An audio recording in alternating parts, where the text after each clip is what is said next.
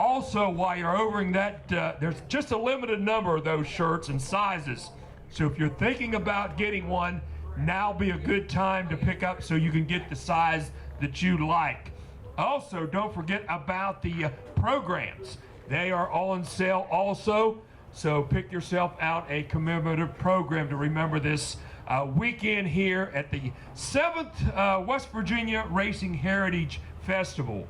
You know, also, if you're feeling those early afternoon or early morning hunger pains, don't forget about our concession stand, which is located on the left-hand side of the behind the stage.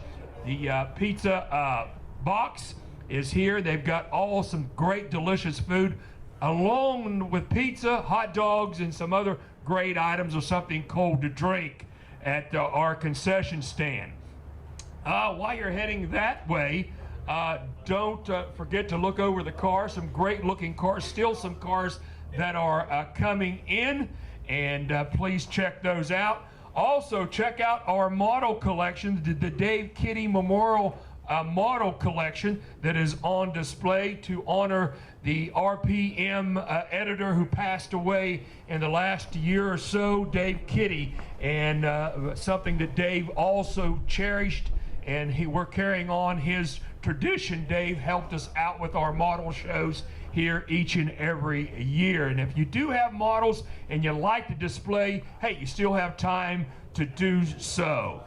Another thing that we would like to also say, our guy that was our main man, that's in charge of this West Virginia Racing Heritage Festival, you're probably noticing today that the curly hair, tall, lanky guy, always laughing and smiling and just having one heck of a time, is not here today.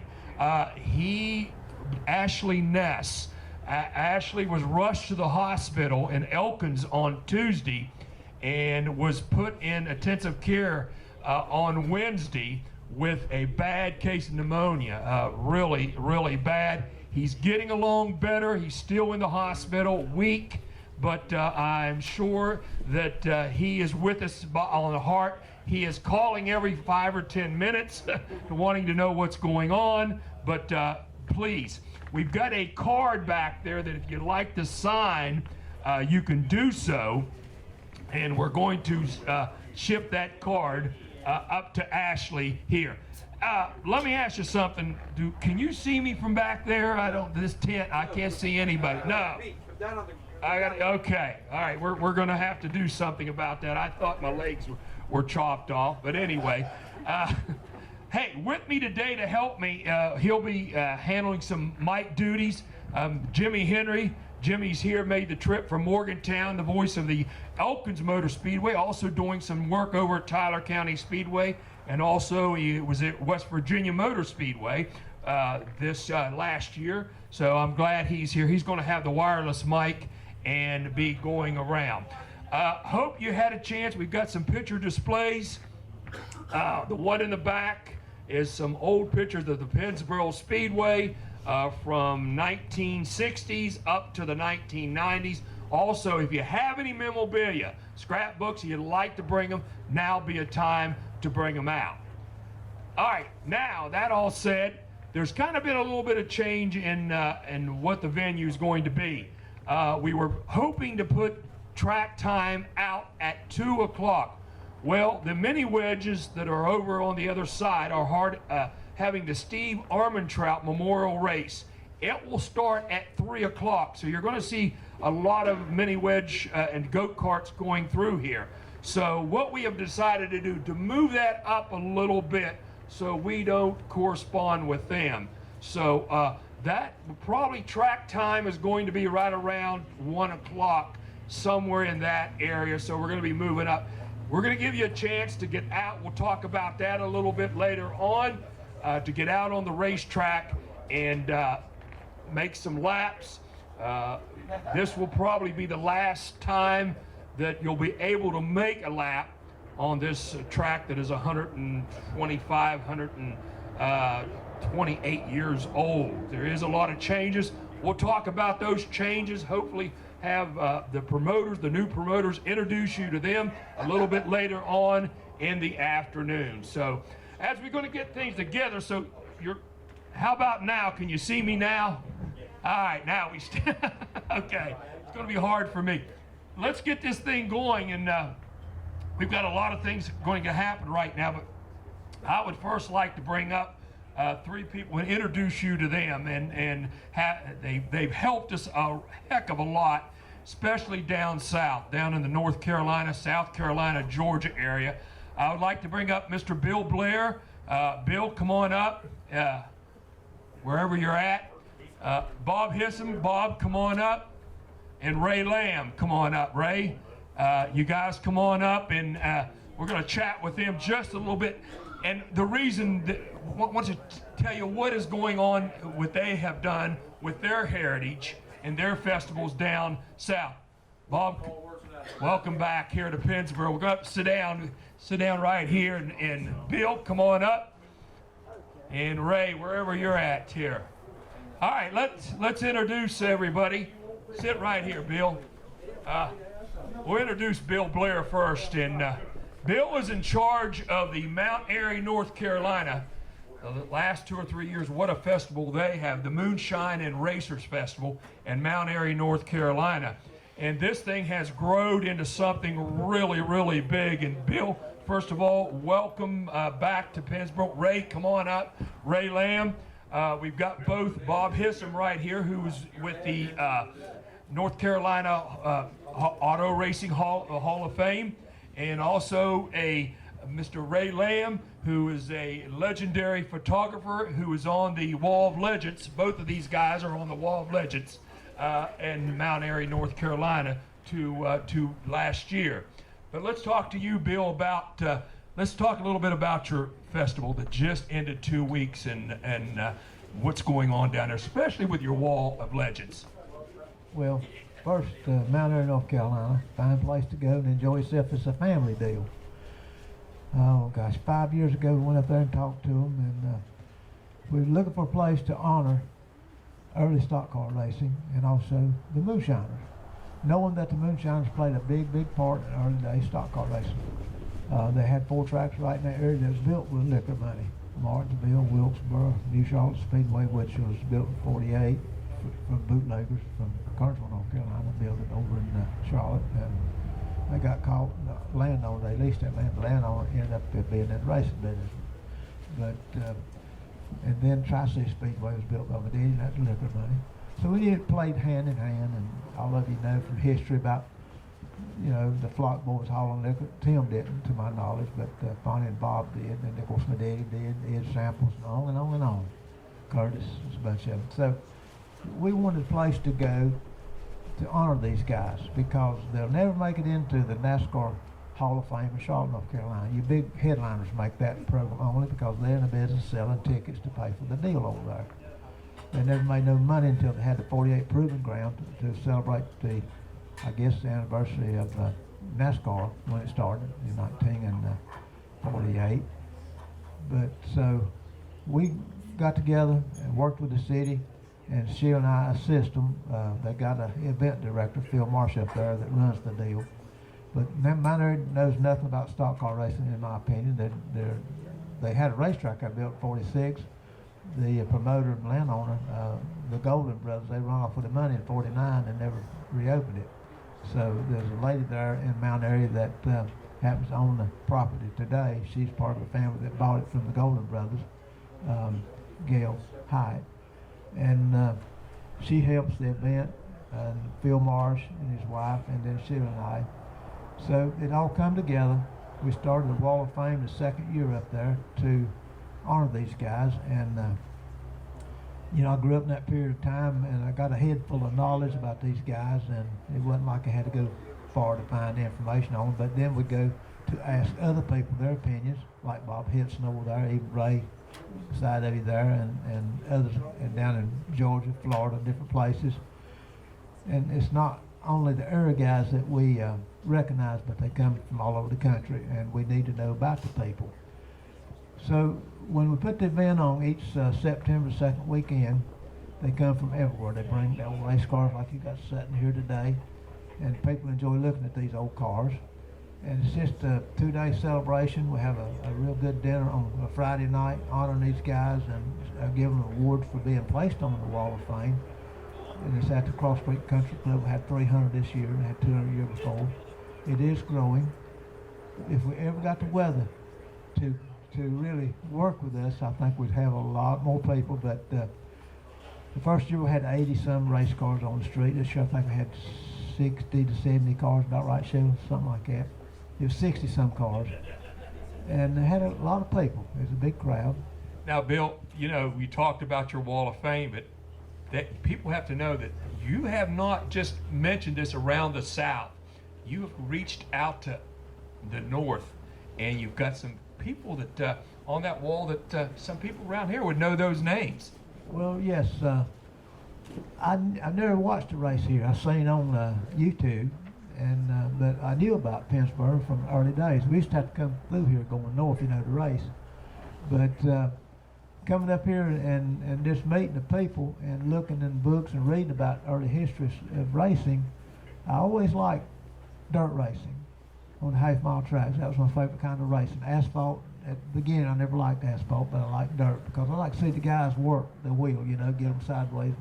And that's what turned me, you know, tripped my trigger. But I knew there's a lot of great racers up here from history. And then I got to meet some of them. I was very impressed with them. And just, you know, they deserve to be on the Wall of Fame in Mount Airy, North Carolina. And there'll be more from this area put on that Wall of Fame because this is a hotbed of racing right in this area, as down around Gaffney, South Carolina, Shelby, North Carolina. There's a bunch of guys down there like Freddie Smith and Ricky Weeks and different ones that, they got a group down there just like you guys up here. They probably crossed paths many a time. And, you know, they got another group down in Georgia, but they're going to be on the Wall of Fame one day. You know, this year you put Frank Wilson and Jim Dunn on the wall. Last year, Floyd Gilbert went on the wall. Steve Burnside on the wall. I know you guys are going to try every year to get some life. So if someone's got someone that they would like to see, and it's a great place. I'm gonna tell you what it is. They have got a 2 buildings and in between, and they've got it fixed up really great.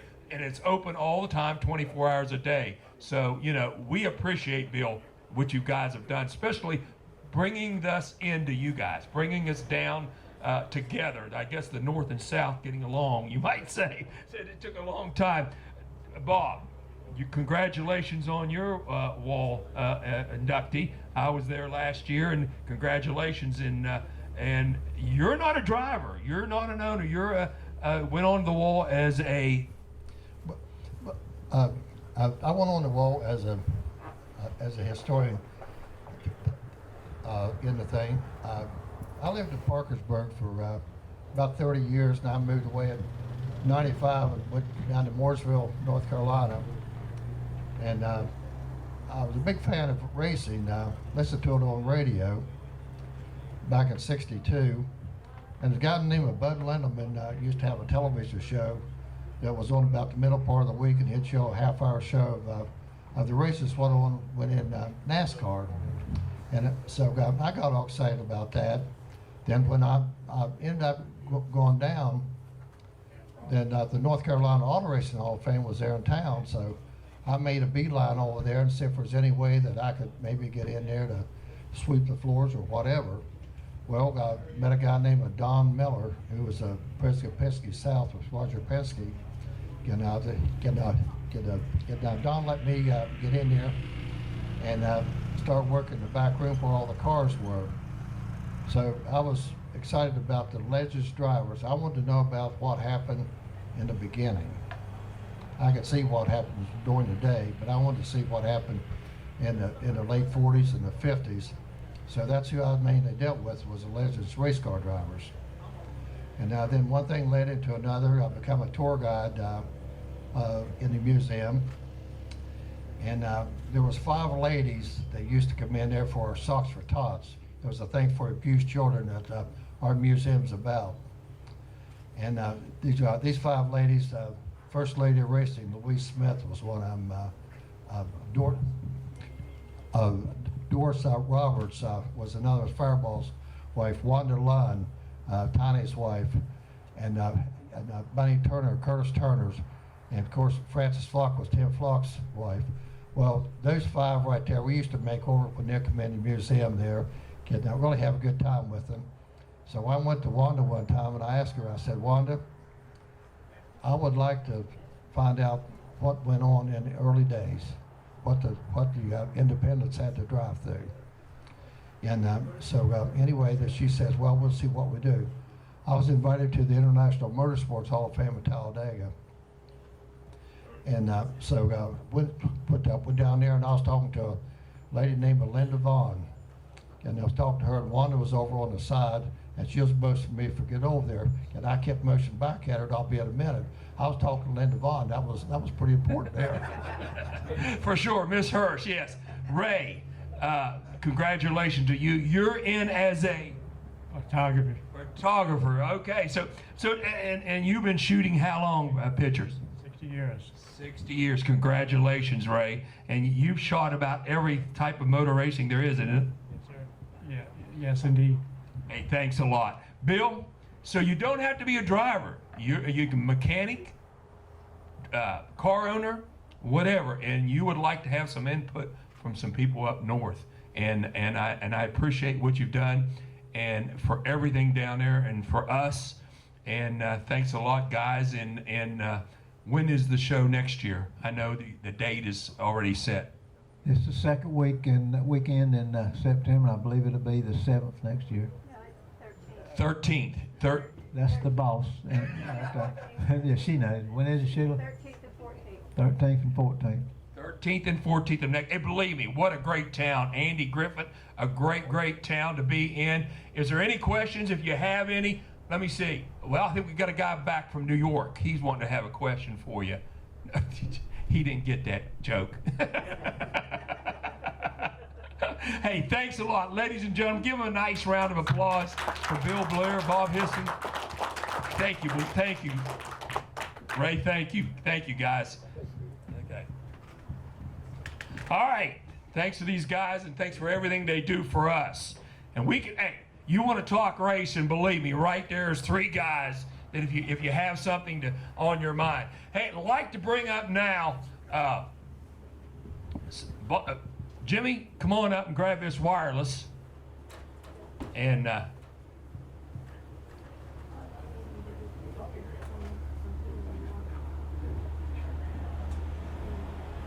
Jimmy Henry, come on up and grab that wireless over there, Jimmy. And Jim, what we're going to do is we're going to bring some drivers up, and usually I'm asking the questions. Well, you know, we're gonna turn this thing over to you guys, and like to have Frank Wilson come on up, yeah, just stay right up here, Jimmy, if you want. Frank, come on up, and Butch McGill, and Ronnie. Where you at, Ronnie? From the Speed Shop. Bob Brown, come on up.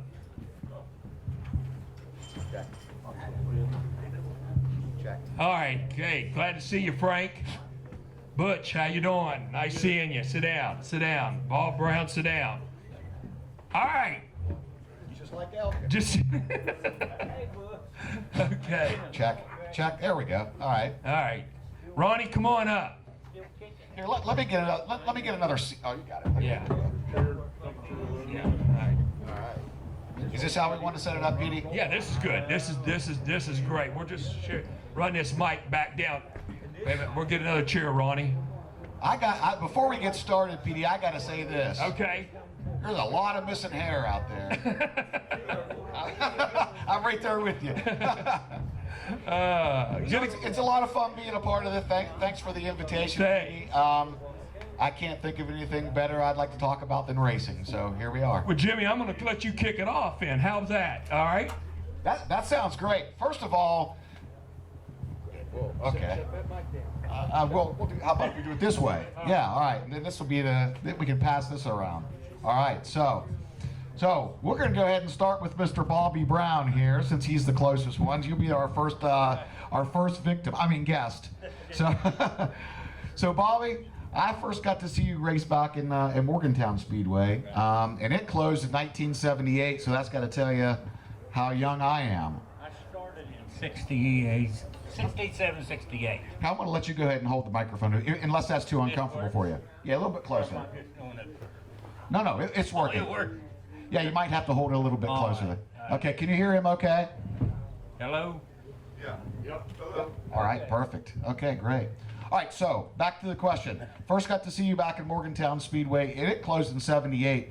Tell us, first of all, tell us a little bit about like when you get started, and what was your motivation? I mean, were you just a fan to begin with, sitting in the stands and said, "Heck, I'd like to try this," or was there, as a lot of these things work out, maybe your friend down the road had a race car and you just started getting hooked that way? What's your story? That was basically what happened. I'd never been to a race, and we went down to Brenham Speedway back then.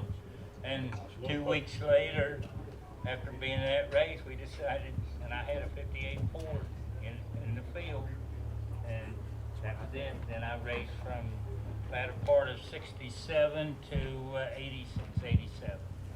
And you raced through several divisions throughout. That might even be better. That's Okay. Oh, that sounds better. No, that's all right. This is like my computer at home. We'll get it figured out. We don't want to pull back the TV and the VCR. Do people even use VCRs anymore? I don't know. Anyway, okay. So throughout the years, you raced through several divisions. But I have to say, and maybe it's just because of the internet and the old pictures uploaded, it's hard not to mention Bobby Brown and not think of the Cot 2. So yeah, the Cot to be good race car. How did that? Now, for those of you who may not remember, Cot was a soda pop, and they really backed you quite a bit back then, or so it seemed. Well, that was us. We were a distributor for the Cot soft drink, and we thought, well, that was a good way, good publicity to have a race car out there with Cot on it, and the 2 ended up being our motto. You know, it's Cot to be good. And I started at Interstate with Brenham Speedway, and then between there, Elkins, Morgantown. You know, back then we had a lot of tracks there within a 50, 60 mile radius. And I did a lot of racing here at Pennsboro, but a lot of it was in the road stalls. I drove for a guy that had the 101 painted up like Doris Wise carvers, and we won a lot of races in that car. And the first car was a 40, then we went to the 2, then we went to 00, which my grandson races down south there. I was going to ask you about that. He does real well, and he's won a couple championships and a lot of races. They run that many late models.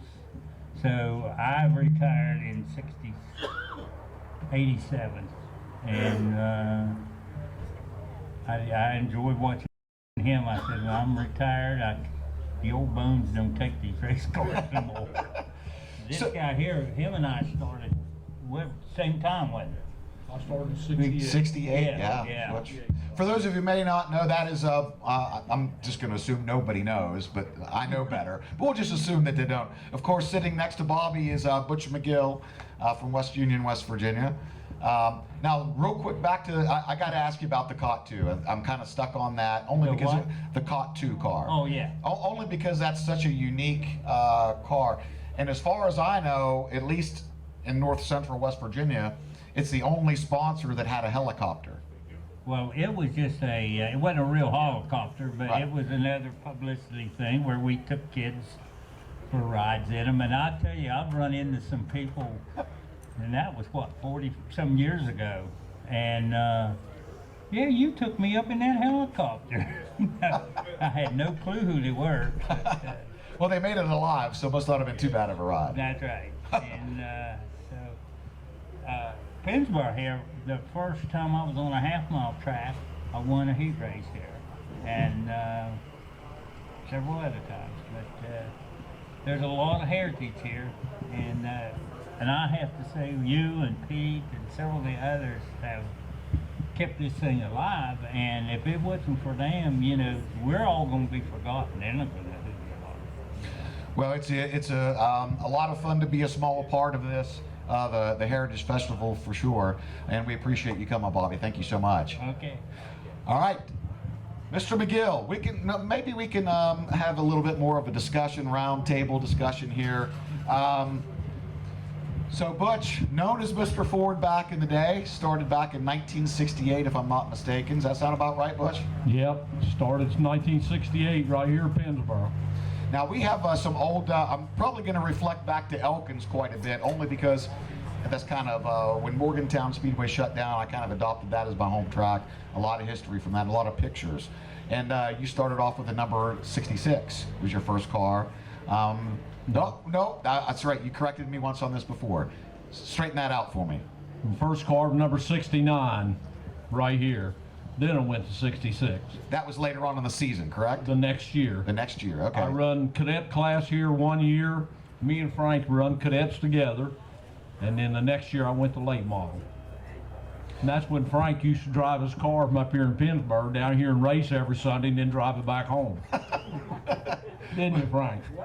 Well, to be able to do that, that was probably a good race if you could drive it home. Oh man, a few times he had to have it hauled home. Most time he drove it home. So Butch, we know your dad was heavily involved in racing for a long time. He was your car owner for a long time as well. How did that? Was it mostly because of Pennsboro Speedway? Yeah, Dad run the wrecker. We bought a wrecker out here when I was like 12, 13 years old. We started running the wrecker on Sundays here at the racetrack. And then he got on a car with a guy named Bob Ross. Stud Ross, we called him, big fella. He worked for Dad. And Dad helped him on the car, and then when I turned 16, me and Dad built a car. Now, Stud Ross, he always drove like a blue number 5, if I'm not mistaken. Does that sound right? Yep. So he used to work for your father. Yeah, he did mechanic work stuff for my dad. Okay, I did not know that. Very interesting. So you move on from racing with your dad, of course, primarily Fords. Yeah. You had some really good rides over the years. The A55, or the 55 car, of course. And of course the legendary Dahl Brothers car. That's around these parts, that's kind of a big deal.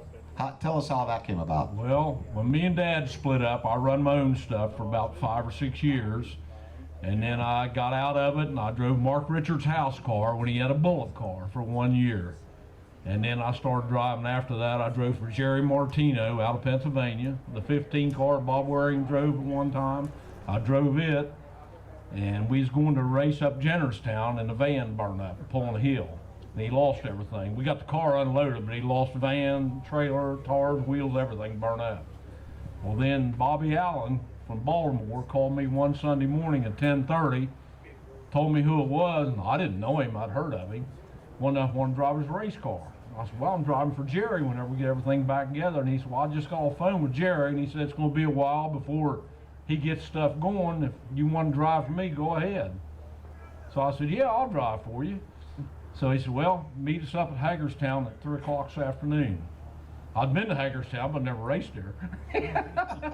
Now back then you just brought your racing suit and your helmet with you, and you had a lot of different rods back then. Now, yeah. If I'm not mistaken, now I could be wrong on this, you got Mark Richards' first Stars win. If I'm not mistaken, is that correct? Yeah, that's right. And that was was that the Like Ohio, I think, somewhere in Ohio? Yeah, Conneaut, Raceway 7. Okay. Yeah, we won up there, and won at Interstate. The first one was at Interstate.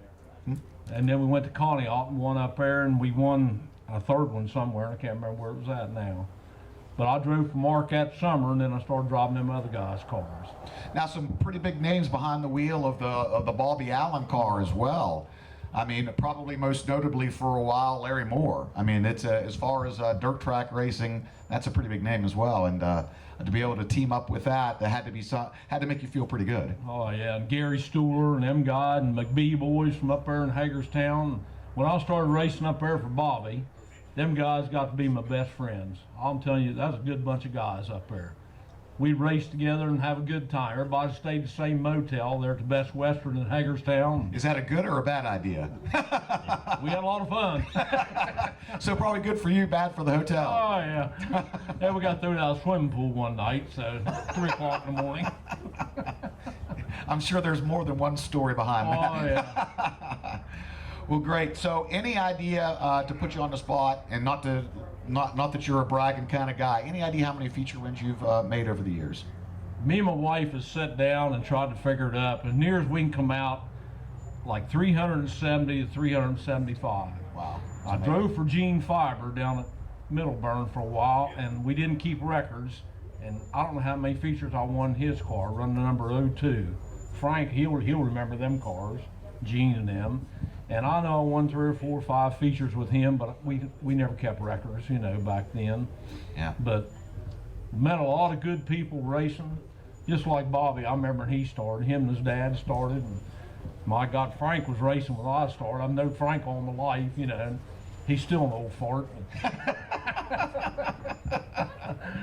We had our ups and downs, but we remain good friends. That's what it's all about, just everybody being good friends. Did you remember when you were, I think, going to the high school reunion, or not reunion, graduation, and I drove the 66. I think it was here. You were. Yeah, I think that's when I graduated, yeah. Yeah, and I got in the car. I think it was here at, it was either here or Interstate. I But think it was Interstate. Here, yeah. I think that was Interstate, And Bobby. I'll tell you what, that was a nice car.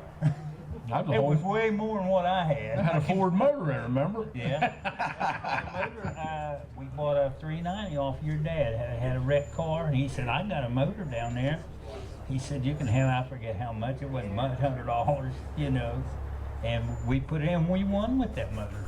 I can remember vaguely. Yep. But I do remember you were at your graduation. Yep, I And your forgot about dad, that. came over. Yeah, I just thought about when you said something. But we go way back, and then we were talking about Oh, yeah. your fire suit and stuff. You know, back when we started, fire suit was shorts, pair of tennis shoes, and whatever kind of helmet you wanted to wear. Yeah, never had a uniform on. Wore a t-shirt, remember Yeah, that? yeah. That's when I got burned up at Hilltop that night. Car caught on fire and I didn't have no uniform. We didn't even know what one was then. You know, Yeah. Blue jeans and t-shirts, what we all wore. That got hot. What's really interesting to me is when every year PD and I do the Wall of Legends at Elkins. Of course, some of you are familiar with that. Oh yeah. You know, we talk about, you know, the racing and the wins and stuff, but it always seems to come back to friendships made, which is not necessarily what you would think in a competition sport, because you're thinking winning. Tempers flare week after week. It happens. That's just you bust your butt all week and spend a lot of money on that race car, and then something happens. You're not real happy with the guy beside you all the time. But at the end of the day, it's always about the friendships, and that's just the common denominator, I think, when we talk in situations like this. I've seen it over the years. You might be in competition with each other, like me and Frank was. We race the same places all the time. But when something happened in the family, they're the first ones there with you. I don't know. I've seen that when my dad passed away. About 75% of the people come to the funeral was racing people. And that left an imprint on me right there. Well, it definitely does, and this sport just has some fantastic people in it, and don't take my man card from me, but it's hard not to get emotional sometimes. Oh, yeah. I mean, it really is. So we appreciate all the friendships made for sure. Thanks, Butch. We'll talk to Frank Wilson here in just a second. I might have a question or two as well. Frank, congratulations first on the Wall of Legends the Elkins Speedway, and also for the on the wall at Mount Airy, North Carolina this year in 2023. Congratulations, and you definitely have the resume to do that, and congratulations. Thank you. started long ago right here. Let's talk about this place. That's where we're at, and probably you got more laps around this place than anyone in late models. You made the first dirt track world championship back in 1981, but you were one of you hold the you know, it's not something you want to hold, but you and about 9 other guys never made it again. So, not because not the skill, but it just got tougher and tougher. The first year you made it driving for Rodney Combs in a Combs Pontiac Sunbird, probably the only Sunbird in the field, and it was a home-built car that they experimented with. You ended up with it and put it in the show that October, cold October day. You ran the pure stocks. You ran just about everything here. Tell us a little bit about this racetrack. Well, I guess my first race was a bicycle race here. And With Ben Hur, I know. and, I got a clipping out of the Pennsboro paper, and I won that race. I was probably about 14. And then I think I was 17 when I started in cadet class here. Tell us about this place in the 60s. What was it like here on a Sunday afternoon? Frank Wilson from the big city of Pennsboro. You had to be a fan favorite. You had to be one of those guys that everybody was rooting for. Well, I hope so, but my mother and dad, they got us involved in racing because I can remember when they brought us here to Pennsboro. They had their last race in 1950 till they started again in 64. And my mother and dad bring us here and take us to Lumberport and Back in the 50s. back in the 50s. Uh-huh. And I think Norwood Park, I think that was that name, or Lumberport. And so they drove us all over the country. I think that's how we got involved in racing. You know, Frank was one of these guys didn't mix it up too much. You know, he usually liked to keep his car pretty good shape. But he took 2 of the worst wrecks that I ever had the pleasure of seeing. Not the pleasure, but I'm telling you what, at Elkins Motor Speedway, he flipped a car, ended up in the hospital at Elkins for about 3 days. Then at Interstate one night, he took a wild ride right in front of his mother, your poor mom, sitting in a holler. You went by over the top of the holler. What you did to your poor mom, I'm telling you, God bless that woman. I'm telling you what, you had to make her life had to be tough at times, but to your brother and you, I tell you what. Talk about your mom a little bit. She's listening. Well, she's probably one of my biggest fans. And my mother and dad, till my dad got killed in '82, they'd milk the cows and drive to St. Clairsville to the races on Friday night. And they'd do the same on Saturday and go to Tyler County. They always had to milk the cows every morning and evening, but they was always at the races. They tell you what, they were behind you, weren't they? They never, no matter win or lose or draw. Yeah, 100%. Let me tell you one last Frank Wilton, and we'll move on. He was racing at Interstate. The promoter was Ron Kimball, and you had to know Ron Kimball. What are you guys laughing about? Wait a minute. Jeez, come on. But anyway, Ron Kimball did things his way. And sometimes it wasn't the right way, but it was Ron Kimball's way. It was his track. He paid the lease on it. He's going to do what he wants to do. And I'm telling you what, he was well, we don't want to go into what. But anyway, Frank Wilson one night came up. The only time he complained to Ronnie. Here comes Ronnie Kimball running up the steps, and he says, look, you need to check where Frank Wilson finished. I thought, Ron Kimball's concerned about a driver? Because he would get up in a driver's meeting and say, the trouble with you guys, you're always on my butt because you can't afford to race and you're taking it out on me. You're all poor, but that's the way it was. But he comes upstairs and he says, look, check on Frank's finish. I said, Ronnie, you something wrong with you? Are you drinking or what? He said, no, Frank Wilson never complains, and he's complaining now, and check on it. And that was the true story, wasn't it? And I mean, he never said much if you just went on, you know. It might have been the same night at Interstate. We started, and then probably the second or third lap, I got spun off 1 and 2 turn. well, they run another couple laps before they got the race stopped, and Ron, let's back up. And I told Ron I should be in Yeah. the third or fourth place. And Ron said, well, you're down a couple laps, but you just race like you're on the same lap, race hard, put on the show, and he said, I'll pay you second or third. Ron Kimball? Yep. Wow. So that's the way that went. Hey, you never complained like the guy sitting beside you. Never said nothing. Butch McGill never said nothing. Never did. Never did. Hey, pass it on. I think do we have enough cord back there? Yeah, I think so. Hey, this guy here is making his first appearance. And Ronnie, did anybody ever around here buy any parts from the speed shop in Somerset, Ohio? Somerset, Ohio. Well, this is the guy that ran that speed shop from 1968 to win, Ronnie.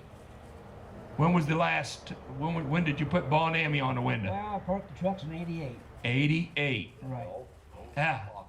Old box truck, speed shop. We don't see any, now I wanted to bring him up here because everyone in the Mid-Ohio Valley has bought parts off of this guy, and he appreciates it. He's got a condo in Hollywood, Florida. He's got a place in Denver, Colorado. He appreciates everything you do. Tell him about it, Ronnie.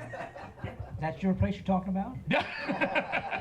Hey, Can we get reservations? can you tell us about the speed shop industry back then, real quick? I know a lot of kids here don't realize what a speed shop was, and I don't. Is there any more speed shops left? Is there anybody know where there's speed? Anyway, tell us what a speed shop was. It was a place, it was heaven to me. Believe me, go in there and hang around at a speed shop was the greatest thing for a kid. Well, most of the time, the people going left, go fast, or try to. I got my bug racing when my dad run Midway Speedway back in the late 50s. That's where I got the bug. And I've had it ever since, until I got older. Things slowed down. Yep, most of these people, one racetrack or another, whether it be the alcohol, the racing alcohol, not the bottle type guys, and the KM2 racing gas or the Union 76. A lot of tracks, if I didn't show up, they didn't have a show because I had the goodies. You had the stuff. St. Clairsville, every Friday night, if I wasn't there, they had no show.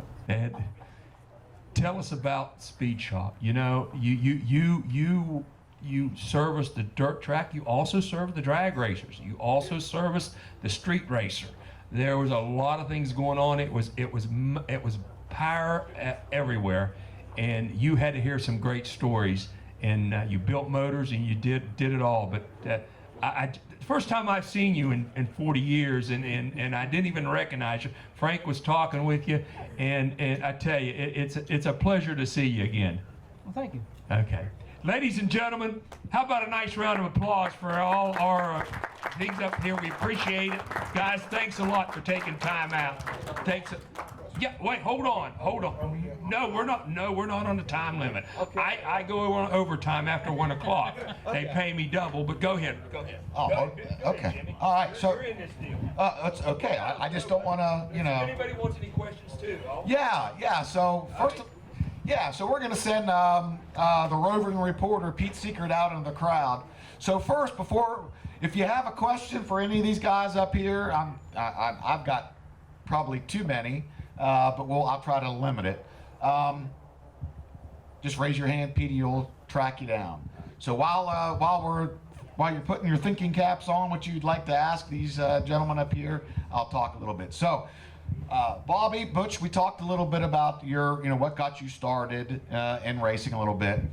Frank, we didn't really delve into yours too much, other than your family. So I'm going to ask you a question, and then I'm going to ask a little bit here in a minute, like so think about this, who your heroes were when you first come. So a lot of drivers, sometimes we get a little ego. We don't want to admit that we had a favorite driver or whatever, but most of us did. Someone you wanted to be like or have the success of, or whatever that is. So I'm going to back up a little bit. I got to say, with Frank Wilson, I mean, you had a ton of success in late models, of course, but you were in the mid '70s to the early '80s. You were one of the guys to beat in the semi-late class. Oh, let's go ahead and pass that over to Frank if you can. I particularly remember the actual car that we see, the orange 13 semi-late.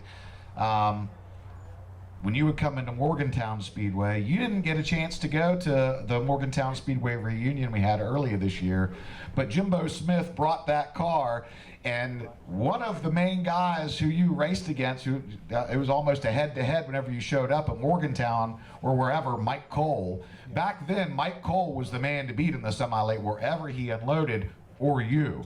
Flip a coin, whenever you guys showed up, it was going to be a race. And tell us a little bit about that when Tyler County, when Tyler County Speedway opened in '74, they kind of went from Fridays to Sundays, and they had a lot of rainouts in the first season. Then they switched to Saturday nights, which put them in direct competition with Morgantown Speedway. When they would rain out, you would come to Morgantown.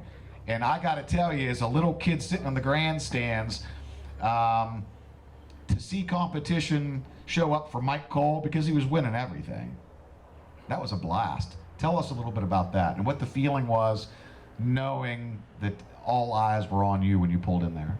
Well, Mike, you knew it was going to be tough whenever you showed up and Mike was there. And every time I'd go to Morgantown was when we'd get rained out of Tyler County. And so usually it was a battle. And then I think it was also like at Elkins when we showed up. Yeah, it definitely was. And you didn't show up at Elkins too much, but mostly for the Forest Festival races at the end of the year, which drew, back then that was a big deal at Elkins Raceway. It was. And we got a lot of drivers, because no other tracks were racing back then. This was before the Dirt Track World Championship started in 1981. So when you raced in October in north central West Virginia, you were the only game in town. Yeah. The first Dirt Track World Championship, how I come to get in that, I was working as a boilermaker, but I was also working for Rodney and Mark Lost Creek when I'd be laid off. So Rodney, I was working at a job, and Rodney called and told me he had that little Sunbird. I could race it down here at the Dirt Track World Championship if I'd come up there and put this engine there. So he had a 362 Malcolm engine there, so me and Rodney, Brian, and another boy went up there after work, and we put the motor in it, got it all ready and brought it down here.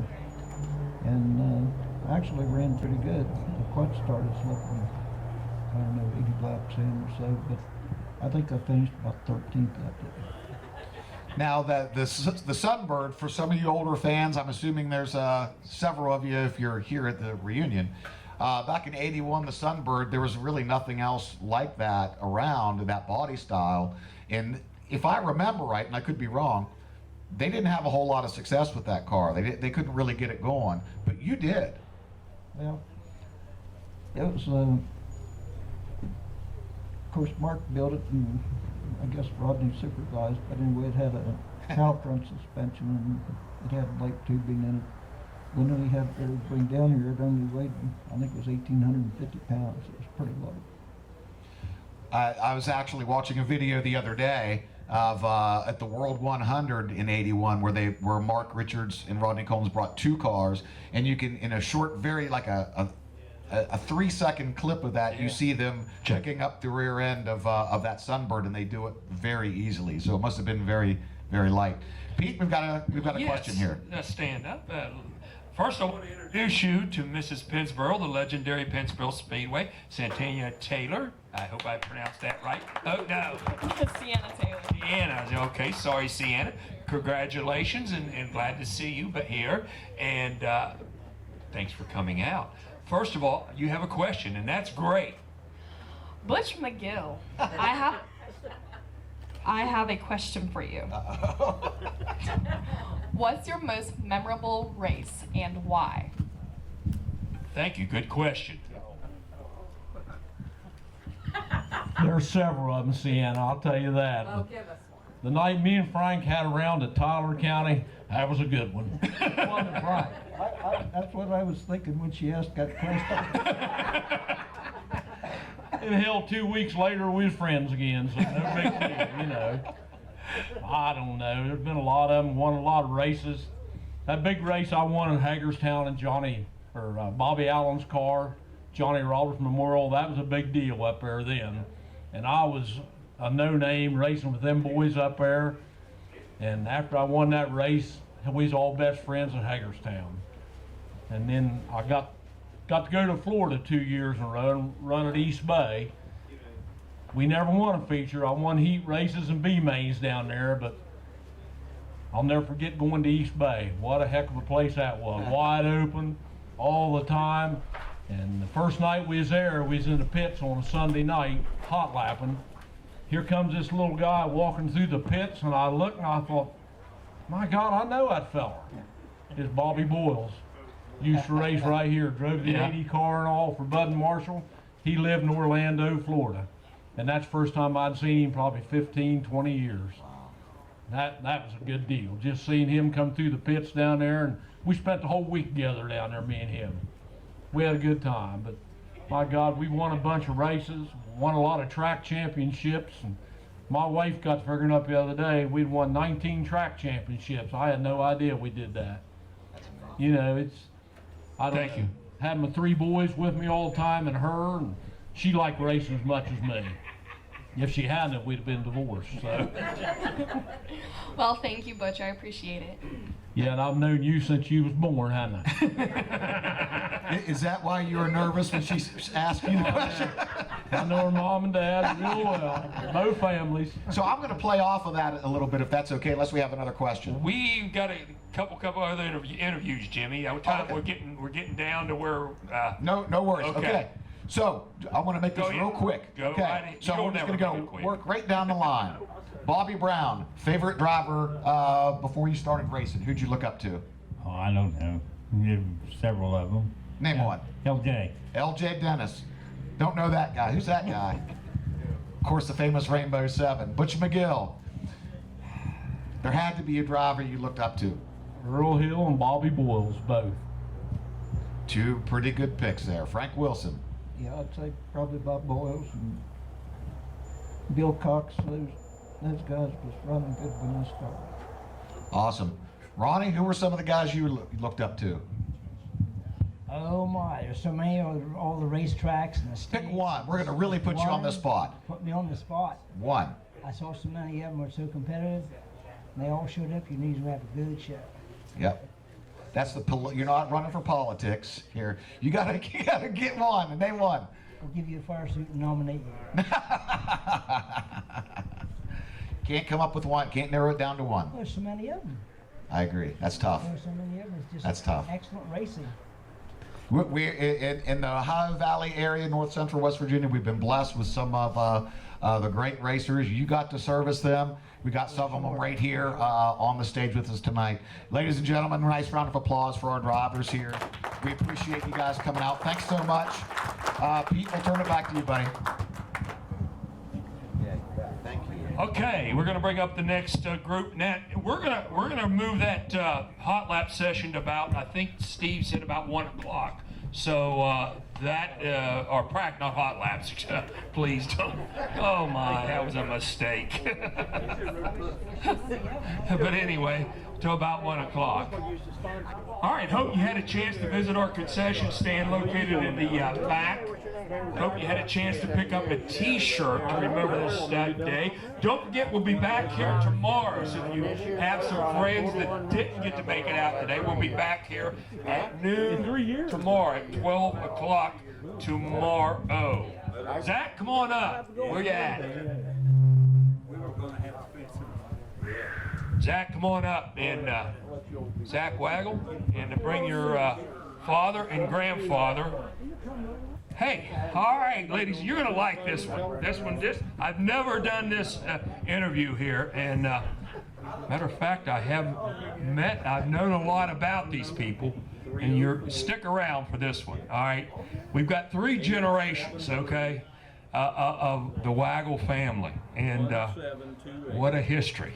But we're not going to talk about history. We're going to talk about this guy right here, because he's in the news. Okay, you guys, I hate to tell you your old news, but like me, you know, Zach, welcome to the West Virginia Heritage Racing Festival, and you have made a name for yourself here. This just happened overnight. You have been building on this for quite a few years. If you look next door, there's a mini wedge track, and this is where this guy has started, and where he's at right now is it's pretty damn good. Congratulations, and tell us a little bit about what's going on in your career right now. Just trying to make it as far as I can. You know, I started mini wedges here, running locally, and then we went to quarter midgets. And it was a rough transition, but we figured it out eventually, and we went national. And that's where I really started making a name for myself. And then I got an opportunity to run a micro for Chad Boat at Millbridge all last year. We were on Dirt Vision just about every other weekend, and really started making a name for myself, and just pumping out good results. Just do as good as you can. Okay, let's back up now. You mentioned a name, but you're going to have to give a little bit of a history on Chad Boat. When you say Chad Boat, and you're into the sprint cars, midgets especially, this guy is the man. He's around Indianapolis, right? Still, or in that area? Yeah, he's Mooresville area. Mooresville area, yeah, now, yeah. But what a team that he puts together, and how's things going? It's going really good. You know, he has a really good team, really nice stuff, and he has great guys working for him, working on the cars. Yeah, he's a legend. Him and his dad, Billy Boat, they made it really far in the sport, and then he decided to go into an ownership role, and he puts young guys like me in cars and gives us a shot. Let's talk about Billy Boat, man. What a show. Both of them are great chauffeurs, but the operation that they have, it's not out of a single story little garage. It is a operation. It's one of the top 2 or 3 operations going on right now. There's 3 or 4 names that you want to get involved with, and he's definitely one of them. When you got that call, what did the call come, or did he approach you, or how did that happen? No, a guy named Dave Noss got me that ride. When you get into areas like that, they don't call you, you call them. So exactly. Now, who's all on the team the driving for that organization? The drivers? Yes. Well, he cut down a lot this year on the midgets. He only has 1 full-time driver, Bryant Wiedemann. Chris Wyndham drives for him every now and then. What a name! Yeah, Chris Wyndham. Yeah, he's a big deal. Yeah, Jesse Love, Arca Series, he Yes. runs from every now and then. Brent Cruz, Kaylee Bryson, and it was supposed to be me at the Valley, but he got rained out, so it didn't happen. Boy, that was. Let's talk about that organization. It's new. A lot of people don't know about it. That the midget organization, but they're growing fast, and a good organization to run with, aren't they? Extreme? Yes. Yeah, the Extreme. It's just as good as USAC. They run a lot more. They don't run as like nationwide as them. They stick around the Midwest. But yeah, it's a super hard series. It's always on TV. Yes. Zach, how old are you? I'm 16. 16, and this started back when, 6 years old? So my first mini wedge race, I was 7. 7. Yep. Well, Dad, you got to be proud. I know you and Grandpa definitely are. And let's turn the mic over to you.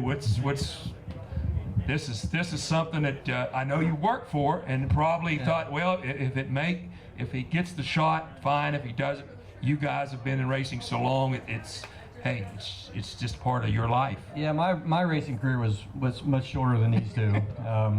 I raced a modified in the area and ran a lot of enduro races back when the enduros were big, but the modifieds were just getting big, and I did get a race here a couple times, won a heat race here. But my days go back to my dad bringing me here to the races to watch, and my first ride in a race car was here in Frank Burris's car. Chris Nelson owned it. Yes. And I can remember me and Brett Dills sitting, that's when they had floor pans in the cars. And we sat on a floor pan and went down the backstretch. I could see the right front tire, and he cracked that thing.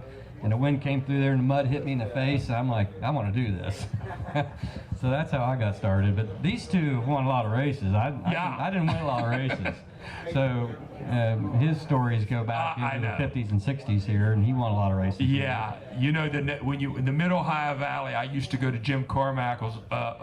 He had a deal every year, and his name would come up. Sheldon Waggle. Sheldon Waggle would win them all. Boy, he was. Let's turn the mic over to him and talk about your race. Let's go back and to what, 1950s? Yeah, that'll be it. That'll be it. 1950. So you've got a good crowd here to listen. So let's talk about those fabulous 50s a little bit. What it was like here in West Virginia, especially in the Mid Ohio Valley, when it was 5 nights a week, 4 nights. You know, you say that. It was that, wasn't it? It was crazy. Yeah, there's a lot of speedways around the Parkersburg area people don't know about. At the end of East Street Bridge, down by the river, there was a racetrack down there running the midgets back in the 40s and early 50s. Then there was a race track on Gowan Road, run probably 2 seasons there, and people would come to the races and sit there and drink beer, and they'd get half drunk and go out and get their car to come in, take it out and race it. And several of them got tore up pretty bad. What kind of car did you have? What'd you start out with? It was the old early Ford pre-World War II Ford coupes, mostly 34 Fords, Model A's. Back in those days, was the cars you started with. Yeah. And that was the first car race here at Pennsboro, was a 34 Ford coupe. And what year was that? 50, 47, 51? Or what? No, it was when they opened the track up and really got it going for racing. Okay. It was halfway through the year of 1964. Okay, all right, It was a horse track before that. Yes. Had the barn on the backstretch and several big trees down there guys crash into and everything. It was quite a place to race in those days. It was completely flat. It was horse track. Wow. So, but they started in this. It was an end of the era of the Ford coupes, the old pre-war Ford coupes. They're slowly fading out, and the 55 Chevys and the 57 Chevys, full-size cars, are starting to run. That's what run out here that first year, and I think they had 5 races, and I had what they call a sportsman, and this old 6-cylinder engine. It had a GMC 6-cylinder, and it had a homemade dry sump oil system, run on alcohol, 3 carburetors. And the 5 races I run out here that year, I won 4 of them. Then the one that I remember the most about is when I was running here, and I got here late and had to start on the tail of the heat race. And going down the backstretch, there's a driver from Clarksburg, Gene Tolman was his name, and he wouldn't give you a break for anything. No. But I thought I could get by him on the outside on the backstretch, and I thought if I got near the end ahead of him, he'd back off, but he didn't. I went off the track, jumped the creek, and ended upside down on the other side of the creek. And there's all these bottles and tin cans and everything. And the car went down. I thought, where the hell am I? and here there was a dump down there where they dumped cans and bottles and everything. I ended up upside down in that dump. Oh. So that was one remembrance I really have about this track it was good racing back in those days. Are you on Zach? You've been going to a lot of races with him, trying to... Yeah, it wears me out, but I go to quite a few of his races. Yeah, so, I know. You got to be a proud grandpa. Oh, yeah. Really. That's great. That's great. So, let's turn it back to Zach now. Zach, what's the plans? What's I know, knowing an organization like that, they make the plans, but what's like? I know this year's been down at Mill. Tell us a little bit about racing down at Millbridge. That place, I've never been there, but I talked to some people. We were down at Mount Airy 2 weeks ago with Bill Blair's deal, and they said you have to go. Yeah. They said you have to go and see it to believe it. Mm-hmm. And I saw it on TV, and you have to hit the wall every lap. If you're not scratching a wall, you're backing up, right? Yeah. It teaches you to be really aggressive. It's got the best drivers from. You've got everybody. You got NASCAR drivers. You have sprint car drivers, road course drivers. Everybody's there. And it's really cutthroat. Everybody's there to win, not to have fun. And you figure that out really quickly. And people, if they have to wreck you to win, they will. And you just have to, that's just how the racing is there. It just teaches you to be really aggressive. I've come from Michigan with my daughter, and we didn't come down here to shop. We are here for one reason, and one reason only, And either this is it. This is the it's up to bat time. Some great names there, isn't it? Yeah, Jeez, there's a bunch of big names there. Kyle Busch, Ross Chastain, Grant Cruz, everybody's there. Everybody with a name is racing Millbridge. Well, that's great. That's great. Hey, you notice something about him, ladies and gentlemen? The way he speaks, 16 years old, very, very well, very good interviewer, very good, and that's important. They look for that, a spokesman, especially if there's a sponsor. They want you to be able to handle not so much the wheel and the gas. They want you to handle, PR. You did a great job. Thank you. It's a great job. Hey, Jimmy, where you at? Any questions? I mean, this is a kid in the Mid Ohio Valley that's Billy Boat. I don't know. Have you watched ESPN's Thunder years ago? Billy Boat was always on. Thursday Night Thunder, man, I loved him. I'm telling you what, Thursday Night Thunder. Hey, any questions at all, Billy? Check. We're going to bring the I've got one. Go ahead. Okay. Go ahead. Yeah. Sheldon, quick question. So we're talking pre-war coupes in your area, in your era. Now your grandson Zach has a shot at a really good opportunity here.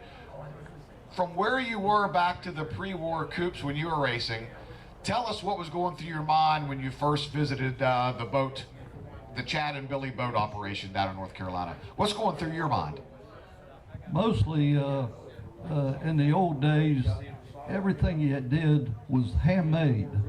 You could buy a camshaft and a set of gears, and that's about all you bought. You done your own carburetor work, your own ignition work, and it was all trial and error till you got something that worked. And that was racing in those days. Today you buy everything. You can go to these car shows and go in one door and go out the door for complete enough stuff to build a race car. And that's a big change that's happened over the years.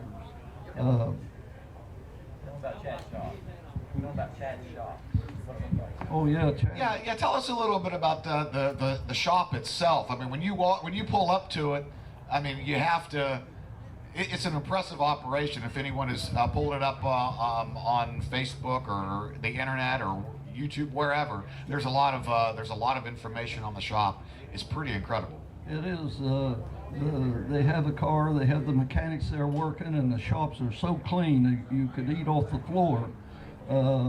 It's not like the old days. You was knee deep in grease and oil and everything else, but it is high tech, very high tech. Well, and to kind of play off what Pete said about Zach, in this day and age where there's a microphone or a camera anywhere nowadays, being well-spoken is so important. You have to consider that the boats must see something in Zach because they have to have sponsorship money, and you have to represent their brand the correct way. And as well-spoken as Zach is, it seems like that's in good hands. The big thing that really impresses me is how the safety thing has come into racing. And back in the old days, I don't know how we made it through there for a lot of people not getting killed. There was some, but a lot. You never died in bed. That's right. But to just take an old 5-gallon gas can and hook it up for the gas can in the back, and roll bars are just welded in out of oil pipe, and the safety is just unreally different today.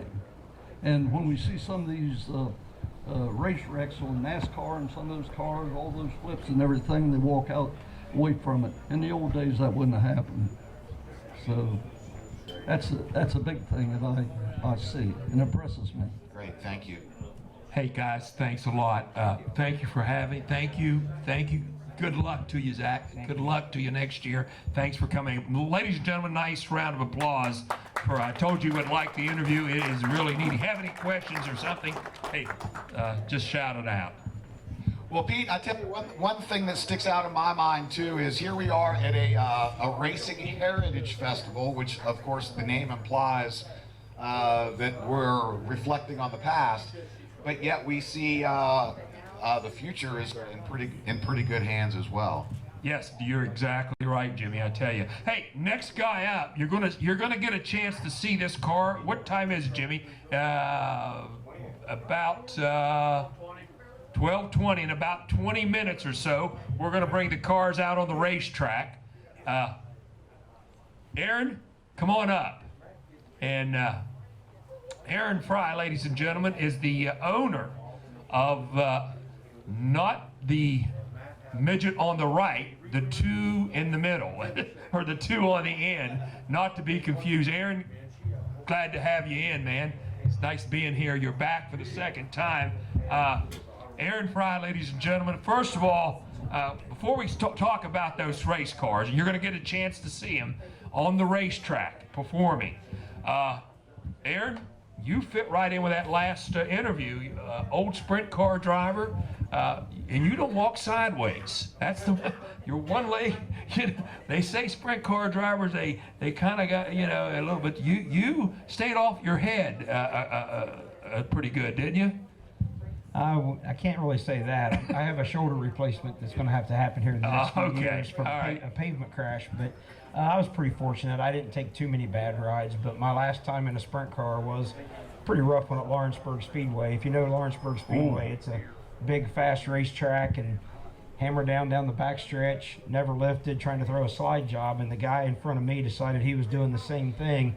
Comes right down across my nose. My right rear went over his left front, and it was end over end at pretty high speed. It hurt. So how many years were you behind the wheel of a sprinter? 19 years. 19 years. Yeah, and I may not be done yet. I've got a cousin.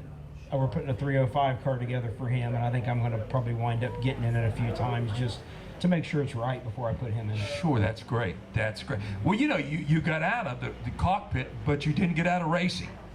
You stayed. You went to the other side of the dark side, as they say, of promoting. Tell us a little bit about that. There's a famous quote. I forget who it was, Ben Franklin, somebody like that. But to travel, hopefully, is better than to arrive. You get ready to go on that vacation. You think of how great it's going to be, and then you finally get there, and you're like, it's nice and all, but it wasn't as good as I hoped it would be. I hate to say that about the promoting side of things, but there's a lot of politics involved just in the inner circle. I have people who hate me for no other reason than the fact that we've taken 40 cars to tracks that average 15. When you're successful, the more successful you are, the more some people love you, and the more some people that have never met you hate you. You had a traveling sprint car, wingless sprint car series that basically you and a couple other people together kept it on the road, kept it alive, promoted it. Man, oh man, you didn't have enough time, arms, and legs for that deal. Well, you do know I still have it and the Fast on Dirt series, and Barry has already signed us, already sent me the contract. July 4th, 5th, and 6th here next year, the Boss wingless sprints and Fast on Dirt, which is the Wing 410s, right here on this new. Well, that's great. That's something that we didn't know, but it does keep me busy. I don't have enough time to work on the old cars. That's part of the problem. Let's talk about that old car. You were here about 3 years ago, but you arrived late. And matter of fact, with this car. Tell us a little about what these fans are going to see with that car and a little bit of history. So when it goes around, it is going to be, I say, a little creepy. I don't know. It gives you not creepy, but it thinks it came back. I mean, go ahead and tell us. Well, first of all, the reason why I was late a few years ago, I had a race the night before. That's I came right. on Sunday only because we raced. This year we don't have a race on Saturday night. But I hate to disappoint him. He's telling you all you're going to see it on the racetrack. You're not tonight. When we fired it up, when we fired it up Thursday night, it's an 80-plus-year-old copper radiator. And when I say it sprung a leak, it wasn't too bad at first. We were trying to time it, and I thought, we can probably patch that. You can see the top of the radiator. It is now splitting all the way across. And I didn't want to chance it trying to halfway fix it. I want to do it right. Finding another one that is the original from when it raced in its day, and I want to do it right. So I hate to disappoint everybody, but I'm not going to get to make laps. I did here in 2019. Yes. I'm not kidding. It was crazy. I actually got yelled at by a few of the old timers saying I was going to kill myself in it. I had it going probably a little bit too fast. But when you consider everything on it's 80 years old, we actually also, the other day, I found a few little small cracks starting to develop around the lug holes on the wheels. I'm like, yeah, maybe I shouldn't be running 70 mile an hour. Bill Blair, go get your tools. He can fix it. Anyway, now listen, the reason why I made that little statement, this car was on this racetrack back in 1950, 51, 47. 47, excuse me, I am trying to be corrected. It held the track record. Aaron gets in it, and he goes around, and he's dressed in this 1947 look, and there he's going around, and you think, my goodness, can history repeat itself? Here we are. This car, where was it, Aaron? I mean, where did you find it? I do all kinds of racing history research. It started when I was in high school 30 years ago, and I go to her, his widow, Nanny Comstock, was still living. She was 90 years old at the time. I found her, through friends and people that knew her, found out where she lived, knock on the door. I actually went to visit her 3 or 4 times, and she knew my intention was real about preserving racing history. I didn't know she had a car. Nobody, her next door neighbors didn't know until the day we wheeled her out of the garage when I was buying it. And she entrusted me with it. And I promised her that I would keep it till my dying days, and then I'll make sure it goes to somebody who maintains Gene Comstock's heritage. Man, I wish I'd have beat you there. Doggone it. But hey, go look at that thing. It is a ghost from the past. And I'm sorry that I didn't know it was going to run and I'm glad because I thought he was going to kill himself last time. I mean, he was wide open, and I was going, I wonder if he rolls that thing over. I'm thinking, I wanted the full 1930s, 40s experience, but I didn't want that experience of rolling it over. But it really is neat. Yeah, I've got Gene's original helmet, his goggles. They didn't have tear-offs like the drivers use today. He would wear a pair of goggles and then had a second pair spun around behind his neck. And then, like under a yellow flag, they'd be full of oil and mud. He'd just switch goggles, bring another pair around and get a fresh pair of goggles. Both pair of goggles from this race car, the helmet, that's all original. I wore them when I ran the car here last year. It's hard to see out of those goggles in the first place. I even actually took them off because... Real quick, Aaron, where's the other car? Tell us a little bit, a little history on that real quick. Well, the 14 car is actually the older of the two. It was built in 1935. Roy Richter, who founded Bell Helmets and Krager Wheels and the SEMA show in Vegas, he built midget race cars in Detroit when he was a teenager. That's one of his original 6. We found where 4 of them are of the original 6. There's 2 missing. One of them was the Krager Jr. The story is on the orange paper there. The Krager Jr. was a number 14. It was maroon and cream. If you look at the paint chips in the hood, you'll see the maroon collar underneath. We're about 99% sure that's a car called the Krager Jr. that raced coast to coast, raced from Gilmore Stadium in California to here in Ohio, Michigan, even went to New Zealand during 2 winters, winter of 35 and 36. Who was some of the chauffeurs in the car? A driver by the name of Swede Lenskog was killed in that car at Gilmore Stadium. He was thrown out of the car and actually landed in the front couple rows of the bleachers, even hurt some spectators. You can see where the frame is spliced, which is another clue telling us, what race car that is. But yeah, there was just an array of drivers in and out of that car. Trying to think off the top of my head. There was one driver, he made his only midget start in that car, got out of it, and he just didn't like, he said, these aren't for me, they're too little, too twitchy. The little midgets were very hard to control, really. Hey, thanks a lot, Aaron, for coming up. And have any questions, man? This guy, go ahead. I do have to add one thing, because I heard some of the people talking about like when the track first opened and it had only been a horse track. This racetrack, I know, ran race cars in 1926 because we found a fatal accident here. Sounds creepy, it's one of my hobbies, but I work with the Fallen Racers Project. There's thousands across the country. Yeah. 146 buried in my home state of Ohio. We've got them all cataloged where they're buried. I try to stop and put checkered flags on their graves. But in my racing history research, a guy named Herman Hyde died here in 1926 in a sprint car crash on this track. So we know it goes back to 1926. I've got 1929 results. Of course, they ran on the half mile. You're just a fairgrounds racetrack. Yeah. As far as being called like Pennsboro Speedway, it was called Ritchie County Fairgrounds. Was it outlaw or a AAA? It was all outlaw. Yeah. Okay. I mean, you could apply for a AAA sanction for individual events. Yes. And they would do it. But yeah, he was killed here in 29, and of course we know Fred Hadley. His picture's over here on the banner. I think that was 1971. But yeah, I just wanted to correct that. I heard somebody earlier say I didn't when know they that. started running cars here in 40-something, like, oh no, it goes to the 20s. In fact, if anybody here knows of anything before 26, I have a feeling it probably even ran before 1926 because Clarksburg ran as early as 1921. 1915. You're wrong. 15? Okay, it is. I got the old program. Yeah, I got 50. I got 19. Hey, also, real quick, how many tracks you up to now? He's a track chaser.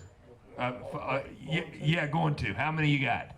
I know I raced sprint cars on 81, I think it was. And how many tracks have you chased? I mean, found? We talking? Oh, you mean abandoned racetracks? Yeah, abandoned racetracks. This is another hobby this guy's got. If you know any racetracks, what's the rules?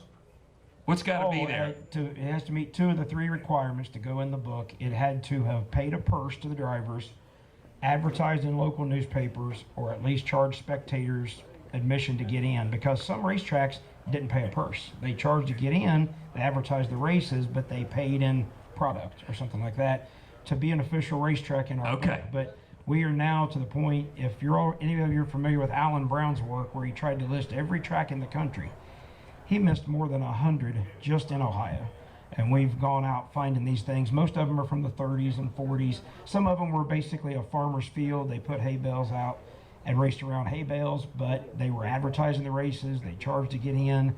The concession stand might have been out of the trunk of the promoter's car, but that's, we count that as a racetrack. Okay, so no, doesn't have to have a pole, guardrail, or anything in your qualifications. No, as long as they charged spectators admission and paid the drivers, it was a racetrack. And most of them ran, many, many races, but there are a few where they ran one race and the promoter said, "Yep, I'm done packing it up."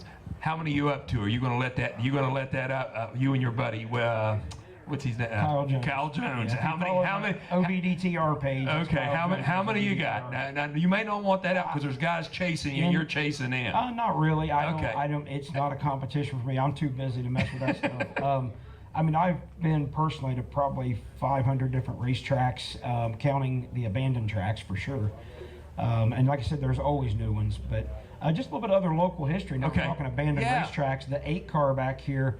Also, if you're familiar with the Torch Speedway over here near Athens, yes, it was in the grand opening at Torch. It did not win the race the first race, but I think it was race number 3 or 4 at Torch. That was 1947. Gene won the feature there.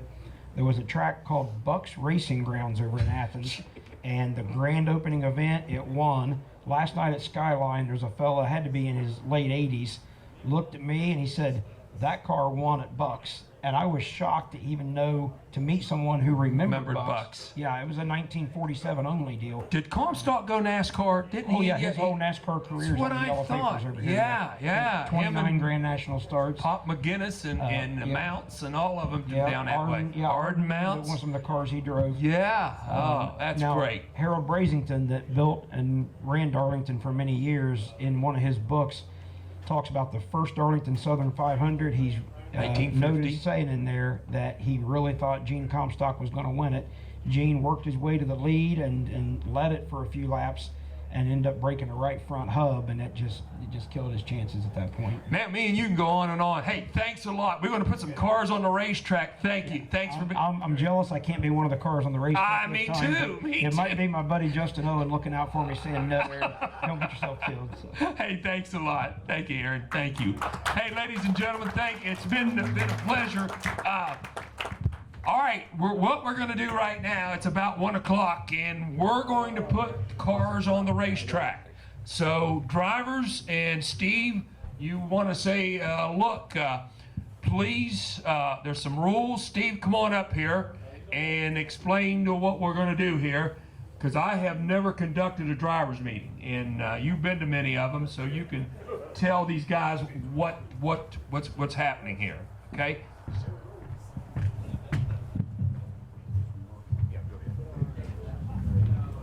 Okay, everybody. Normally I pace the field to do some things that take care of this and actually directs the show, but I'm going to be the director in this case, and because I've been to a driver's meeting doesn't mean that I ever listen to anybody. And right there's a guy that can testify to that. But anyhow, I believe the way this is going to work and what we're wanting to do, we're going to push the waggle midget out there and get him started and let him start around there and just start making some paces. Let him figure out what speed he can make. And then if Frank Wilson will do what I ask him to, he's going to get in that 11 car and take it around, and he'll pace the rest of the field. The Dunn car will be behind him. All you guys fall in. Remember, the track is an old racetrack. There's no guardrails. The dirt mounds ain't going to hold you for very much. We can't get crazy on it. Everybody can say they made a lap, and it is clear to make a lap, and we shouldn't have a ton of dust out there right now. So you can all go home and say I turned a lap on the speedway, but we are not going to be able to audition for NASCAR today. So just take care of what you got and be careful. And I'll be in that Kawasaki mule up there. I'll get out there on the track, and I'll be in the orange shirt guiding everybody on. I'll get in the mule, come to the front of the group, wave them out and tell them to take off, and let Waggle have the right of way, so because he can't get stopped without getting shoved off. If everybody's good with that, we'll start getting their cars fired up. Everybody can man your stuff and get ready to rock and roll. Thank you, Steve. Hey, don't forget to pick up a West Virginia Festival 2023 program. We would like to thank Hall's Drilling, a major sponsor here. Thank you for them for once again for everything they do. Also, there's a lot of people that like to thank Mike's Body Shop and Towing for the PA system. His cars are on display here, the Pink Panther. He has done a lot. Also to Johnny Boston. Johnny came yesterday and reworked the racetrack. Johnny's the guy that if anything you need, he is always there. Thanks to Johnny Boston. Also, we would like to thank once again Hall's coming back to water the racetrack. And please pick up a program and look at the sponsors in that program. Thank you them for putting this program together. Also, on the back of the t-shirts, the sponsors that have helped us this year for the festival, thank you to them also. There's a list of them, and we would like to thank each and every one of them for helping us to put this show on today and also tomorrow. So now, if you would like to watch the cars, we would like to ask you one thing. Head up to the gate as you came in the main entrance gate so you can stay up on top where the white and the red car are parked. If you need if you can't walk, we'll have a mule and bring you up there, but we would like for everyone to stay safe. Don't go on the bank. I know that's where I'm going to go, but don't. You go up on top where the cabins are and watch from up there. Or you can walk to the other side and walk that hill, but this would be a lot easier for you. So we're going to give about an hour or so of track time. So if you're heading up there, please, if you need a ride, you'd like to drive your car up there, do so right now. And we're going to allow till about 2 o'clock or right around 2 o'clock for all the cars. If after we are done, and you're not coming back tomorrow, which I hope you do, you like to take your personal vehicle out after, you can also do that also. Now, we were hoping to have Barry Brom here to give us some information about what is going on, but it is in the program. If you buy the program, it shows a picture of the racetrack and how it's developing and what is on tap for 224.